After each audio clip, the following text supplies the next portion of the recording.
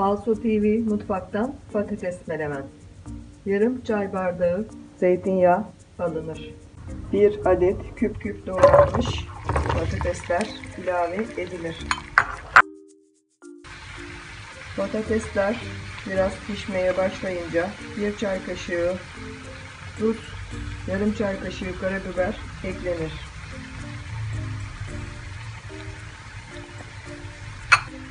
Bir adet rendelenmiş domates ilave edilir.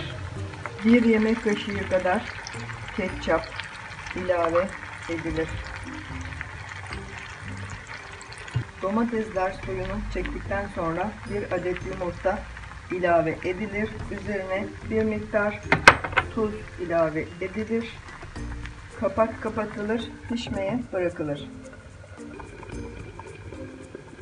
Yumurta piştikten sonra kapak açılır, servise alınır. Denemek isteyen arkadaşlara afiyet olsun. Abone olmayı unutmayın.